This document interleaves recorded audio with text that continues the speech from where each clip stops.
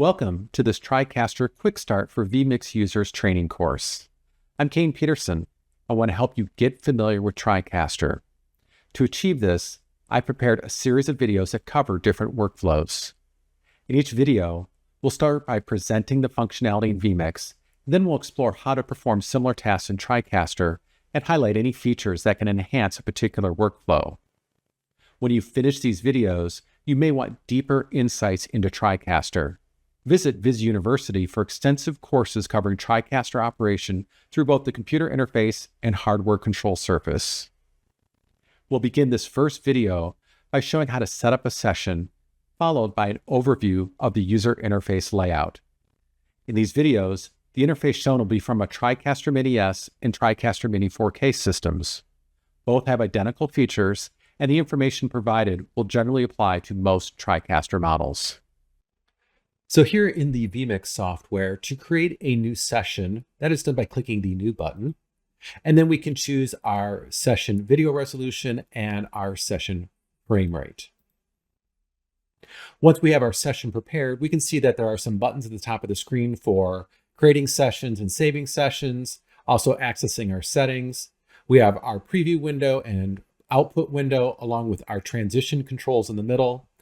Below that are where we set up our inputs. We can also access the audio mixer. And at the very bottom, there are buttons for adding inputs and controlling functions like streaming and recording and other functionality found inside vMix. Here we are on my TriCaster, and we are looking at what is called the home screen. When you start up your TriCaster system, this is the first screen that will come up. And this allows us to select which session or create sessions that we want to work on. Typically in the TriCaster, for each production or job you would work on, you would create a session, and each session keeps its own settings separate from other sessions on the system. Now looking at the screen, we can see some buttons on the left. This allows us to go to the different options available, and this will change what you see on the right. Let's go to Create New Session, and then up here we can give the session a name. We'll call ours Quick Start. We can choose which drive letter we want our session created on. Let's leave the template on empty session for now.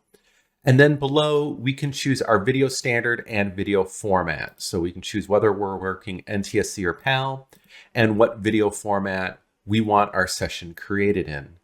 This will not determine what the video coming in is. You can work with any kind of video coming in, but it will all be turned into this format for output. Another option available is the orientation, and here we can choose landscape. This would be your typical widescreen video. If you were working with a vertical video project, you could choose portrait, and square is another option, but I'll leave mine on landscape. And at the bottom, you can see what all of your settings put together will equate to. And when you're ready to start this production, click on the Start Live Production button.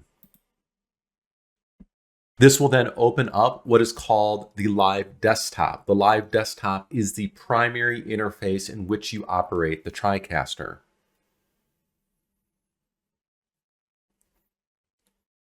So here is the live desktop interface, and just to get an idea of what we're looking at the top are some menus. If you wanted to exit out and maybe open a different session, that can be done from the File menu. Just be aware that the menus appear when you put your pointer over this upper left area. Then on the right area at the top, we've got some buttons and gears, and we'll look at some of these later in the course. Below that, we have a multi-view area, and this shows us different video sources coming in or out of our system. Now, we've not configured anything yet, so there's nothing to see, but we'll be doing that in the next video. Then we have the switcher panel. This is an on-screen representation of a hardware control surface. So we have our preview and program buses, virtual T-bar, the ability to choose transitions, our downstream keys. And then at the very bottom of the interface, there are some buttons on the lower left and lower right. And if you click on any one of these buttons, the interface will spring open and show you these tools. So the different tools we have are media players. This is the DDR, graphics, and sound buttons we see on the left and on the right side. Media players are where you'll load clip-based content like video clips, stills, images, titles, audio files that you want to play. There's also one called buffers, which is another way to load content. We have our audio mixer, and we also have our teleprompter tool. So another thing to be aware of when you're looking at these tabs at the bottom of the interface is that if you click on a tab that's already active, this will collapse back down. It doesn't turn these tools off, it just hides them and shows you more of a multi-view area.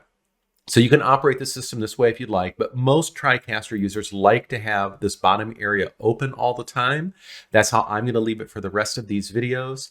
And then you can just click between the different tabs to go to whatever tool you would like to operate with.